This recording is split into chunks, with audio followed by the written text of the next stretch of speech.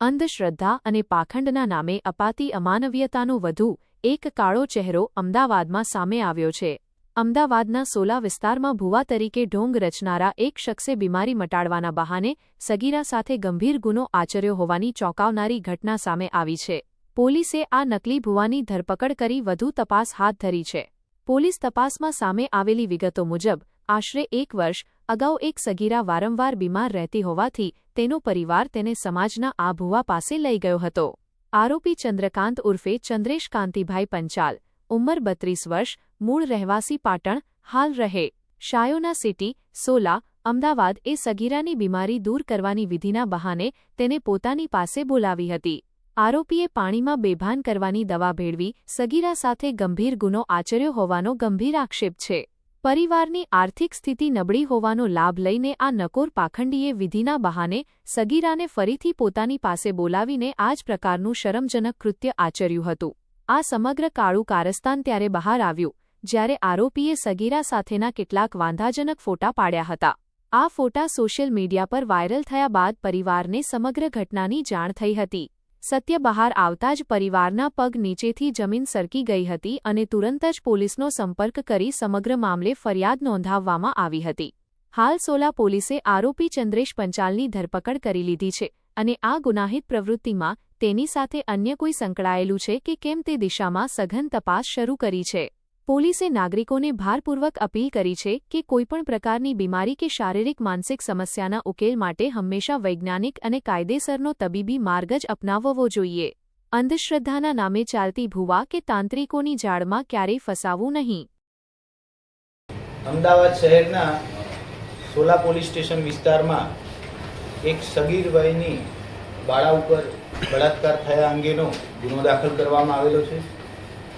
સમગ્ર બનાવ એવો છે કે આ જે ભોગ બનનાર છે એ આજથી એકાદ વર્ષ પહેલાં બીમાર થયેલા અને પરિવારના સભ્યો દ્વારા અવારનવાર બીમાર થતા હોવાથી આ ભોગ બનનારને એમના જ સમાજના એક ભુવાજી પાસે લઈ જવામાં આવેલા હતા.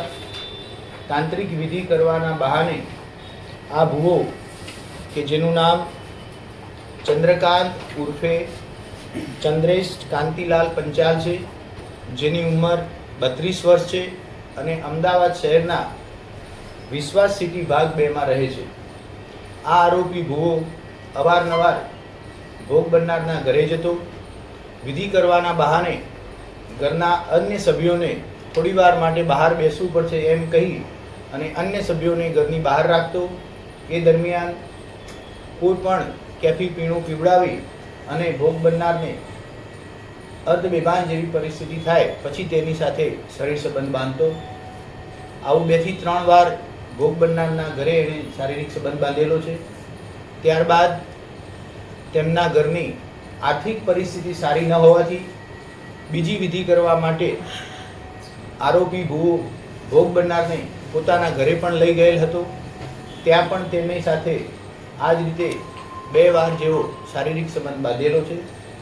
સમગ્ર મામલાની ગંભીરતા જોઈ ગુનો દાખલ કરી તાત્કાલિક આરોપીને પકડી પાડવામાં આવેલો છે. આરોપીનો ગુનાહિત ઇતિહાસ તપાસતા આ આરોપી ભુવો ચંદ્રકાંત અગાઉ પણ આ જ પ્રકારના 4 ગુનાઓમાં પકડાઈ ગયેલ છે. 2025ના જ વર્ષમાં અમદાવાદ શહેરના સોલા પોલીસ સ્ટેશન, ઘાટલોડિયા police station, Ramol police station તથા માંડલ પોલીસ સ્ટેશન ખાતે 4 અલગ અલગ ગુના આ ભુવા ઉપર દાખલ થયેલા છે. આરોપી ચંદ્રકાંત પંચાલ કુલ 56 લાખનું અલગ અલગ વ્યક્તિઓ સાથે ચીટિંગ કરી અને આ ગુનો આચરેલ હોવાનું સામે આવેલ છે. જ્યારે આ આરોપી ભુવો ભોગ બનનારને પોતાના ઘરે લઈ ગયેલ એ દરમિયાન કોઈ 1-2 જગ્યાએ તેની સાથે ફોટા પાડેલા હતા. જે ફોટાઓ આ ભુવાએ પોતાની રીતે વાયરલ કરતા ભોગ બનનારના સગાવાલાએ ભોગ બનનારના પરિવારને જાણ થતાં સમગ્ર મામલો બહાર આવેલો છે અને પરિવારના સભ્યો દ્વારા પોલીસ સ્ટેશન ખાતે ફરિયાદ દાખલ કરાવેલ છે. આરોપીનું બેકગ્રાઉન્ડ શું છે, કેટલું ભણેલો છે અને પરિવારમાં કોણ કોણ છે? આરોપી વિશ્વાસ સિટી ભાગ 2માં રહે છે, 32 વર્ષની ઉંમર છે બાકીની જે ડિટેલ છે એ ઇન્વેસ્ટિગેશન દરમિયાન બહાર આવનાર છે. સર, આ ફોટો જે પાડ્યો છે એની પાછળનું કારણ શું છે? કેમ કે પરિવાર આર્થિક રીતે સક્ષમ નહોતો, તો એ શું ઉદ્દેશ્ય સાથે મેં ફોટા પાડીને આવી રીતે વાયરલ કર્યા? આરોપી ભુવાએ ભોગ બનનાર સાથેના જે ફોટોઝ પાડેલા છે એ પ્રાથમિક માહિતી મુજબ કોઈ વિભત્સ કે અશ્લીલ ફોટો નથી.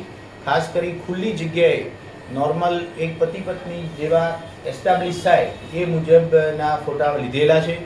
પ્રાથમિક તપાસમાં પોલીસનું એવું માનવું છે કે ભવિષ્યમાં ભોગ બનનાર પરિવાર તરફથી કોઈ પણ પ્રકારનું એલિગેશન થાય તો તેઓને બ્લેકમેલિંગ કરવા માટે થઈ અને આ ફોટા એણે પાડેલા હોય એવું પ્રાથમિક દ્રષ્ટિએ જણાઈ આવે છે. સાહેબ, આ ભોગ બનનાર અને ભુવા એકબીજાના સંપર્કમાં કેવી રીતના આવ્યા, કેટલા ટાઈમથી હતા અને આ વસ્તુ? ભોગ બનનાર પરિવાર અને આરોપી ભુવાજી બંને એક જ સમાજમાંથી બિલોંગ કરે છે, એટલે વાતોવાતમાંથી કોઈની મારફતે આ ભુવાજીના સંપર્કમાં ભોગ બનનાર પરિવાર આવેલાનું જણાઈ આવેલ છે. સર, ટેકનોલોજીના યુગમાં પણ લોકો અંધશ્રદ્ધા તરફ આગળ વધી રહ્યા હોય તો લોકોને આ મેસેજ શું આપશો કે જે આ રીતે વિધિ કરાવવાના નામે કે કોઈ બીમારીના નામે ભુવાજી પાસે જતા હોય છે?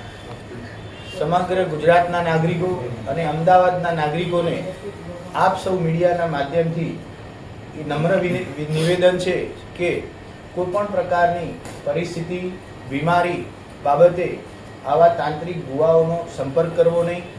ભુવાઓથી હંમેશા દૂર રહેવું અને સાયન્ટિફિક જે પદ્ધતિઓ છે દુઃખ દર્દ દૂર કરવા માટે થઈ તેનો સહારો લેવા માટે આપ સૌના માધ્યમથી નાગરિકોને અપીલ કરવામાં આવે છે.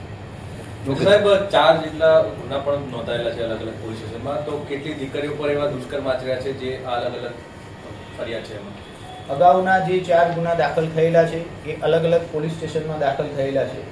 એ દરમિયાન મોટાભાગે પરિસ્થિતિ સુધારવા માટે થઈ અને પોતે ભોગ બનનાર પરિવાર સાથે ચીટિંગ કરેલાના મોટાભાગના ગુના દાખલ થયેલા છે. हिंदी